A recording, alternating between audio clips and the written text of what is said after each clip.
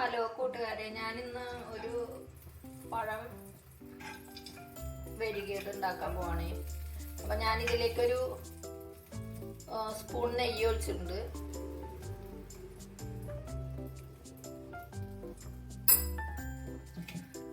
അതെല്ലാ സൈഡിലേക്കൊന്ന് നോക്കട്ടോ.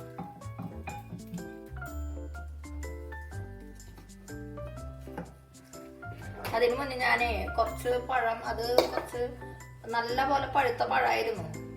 അപ്പം അത് ഞാൻ പുഴുങ്ങി വെച്ച് ഇതിൻ്റെ തൊലിയൊക്കെ കളഞ്ഞ് മിക്സി ജാറിലിട്ട് അരച്ച് വെച്ചിട്ടുണ്ട് കേട്ടോ, പേസ്റ്റ്.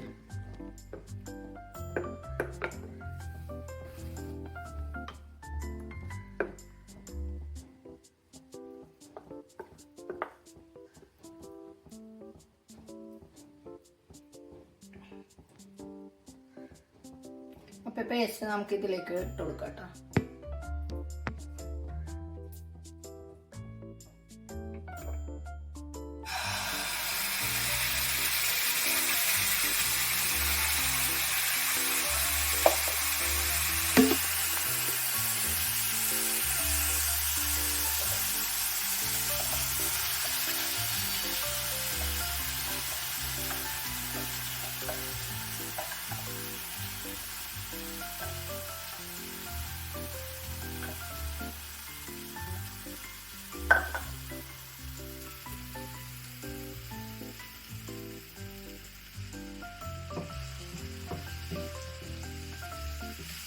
ഇളക്കി കൊടുക്കാം.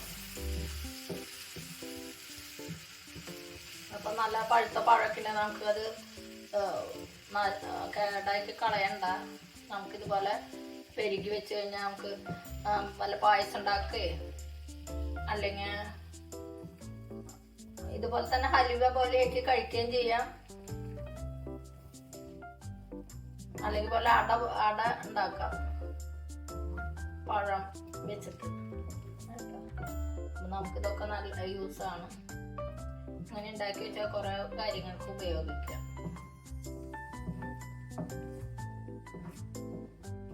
ഇത് നന്നായി വഴണ്ടി വരണം. വെള്ളം ചേർക്കാതെ അരക്കേണ്ട. ആവശ്യമുണ്ടെങ്കിൽ ഒരു 2 സ്പൂൺ വെള്ളം ഒഴിച്ചിട്ട് അരയ്ക്കാം.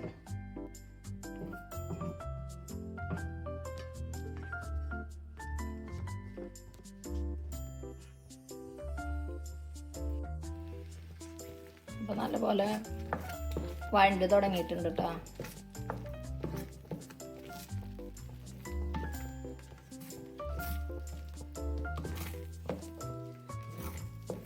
കുറച്ച് നേരം ഇളക്കേണ്ടി വരും.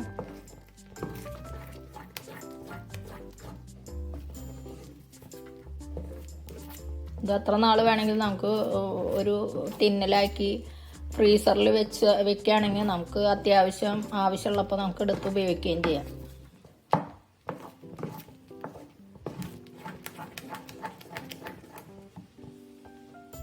മധുരം ബാലൻസ് ചെയ്യാൻ വേണ്ടിയിട്ട് കുറച്ച് ശർക്കരപ്പൊടി ചേർത്തുള്ളൂ കേട്ടോ. പിന്നെ ഒരു നുള്ളു ഉപ്പും ചേർത്തുണ്ട്. ശർക്കരപ്പൊടി ആകുമ്പോൾ അതിൽ മണ്ണും കല്ലൊന്നും ഉണ്ടാവില്ല. അപ്പം നല്ലപോലെ ഇളക്കി കൊടുക്കുക. ആവശ്യത്തിന് കുറച്ച് ഞാൻ നെയ്യ് ലേശം ഒഴിച്ച് കൊടുത്തിട്ടുണ്ട് കുറച്ച്. അപ്പം നന്നായി ഇളക്കി കൊടുക്കുക കേട്ടോ.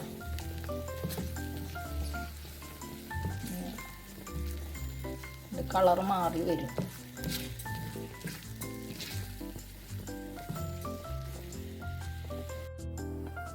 അപ്പം ഞാൻ പഴം നന്നായി വഴണ്ട് വന്നിട്ടുണ്ട് കേട്ടോ. നേന്ത്രപ്പഴമാണ് എടുക്കേണ്ടത്. അപ്പോൾ ഇത് കുറച്ചധികം പഴം ഉണ്ടായാലേ കൂടുതൽ ഉണ്ടാവുള്ളൂ കേട്ടോ. എന്നുവെച്ചാൽ നമുക്ക് വേസ്റ്റ് ആവണ പഴം, അങ്ങനെ അധികം പഴുത്ത് പോണ പഴങ്ങളൊക്കെ നമുക്ക് എടുത്ത് ഉപയോഗിക്കാം. ചിലർ ഇപ്പോൾ അധികം പഴുപ്പ് കണ്ട ആരും തിന്നില്ലല്ലോ. അപ്പോൾ നമുക്കിതുപോലെ ചെയ്ത് വെച്ച് കഴിഞ്ഞാൽ എന്ത് വേണമെങ്കിലും ചെയ്യാലോ. പായസം ഉണ്ടാക്കി, അട ഉണ്ടാക്കി, എന്ത് വേണമെങ്കിലും ചെയ്യാം. നമുക്ക് വേണമെങ്കിൽ ബ്രെഡിലേക്ക് ജാമ് പോലെ കഴിക്കാം, ചപ്പാത്തിക്ക് കഴിക്കാം. അപ്പോൾ ഇത് നമ്മൾ ഉണ്ടാക്കി വെക്കുകയാണെങ്കിൽ നമുക്ക് സ്റ്റോർ ചെയ്ത് വെക്കുകയും ചെയ്യാം. കേടുമായി പോകുന്നില്ല. അപ്പോൾ അതിലേക്ക് ഞാൻ ഒരു നല്ല ശർക്കരപ്പൊടി നല്ലതായിട്ട് എടുക്കണം. പിന്നെ ശർക്കര മുഴുവൻ ശർക്കര ആണെങ്കിൽ നമ്മൾ ഉരുക്കി അരിച്ചൊഴിക്കണം കേട്ടോ.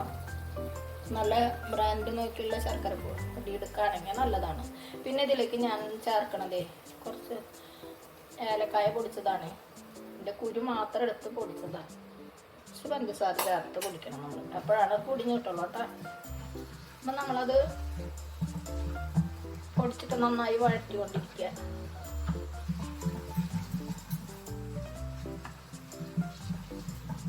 ആവശ്യമെങ്കിൽ മാത്രം നെയ്യ് ചേർക്കട്ടോ. നെയ്യ് ഇഷ്ടമില്ലാത്തവരാണെങ്കിൽ കുറച്ചായി ചേർത്താൽ മതി. നമ്മുടെ പഴം വരട്ടിയത് ഏതാണ്ട് ശരിയായിട്ടുണ്ട്. കണ്ടോ, പാത്രത്തിൽ നിന്ന് വിട്ട് വരുന്നുണ്ട്. നമുക്ക് ആവശ്യമെങ്കിൽ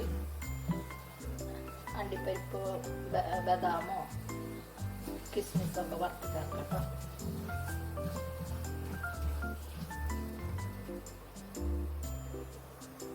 അപ്പോൾ നമുക്ക് നമ്മുടെ പഴം വരികിയത് റെഡി ആയിട്ടുണ്ട് കേട്ടോ. ഇത് ഹലുവ പോലെ കഴിക്കാം നമുക്ക്.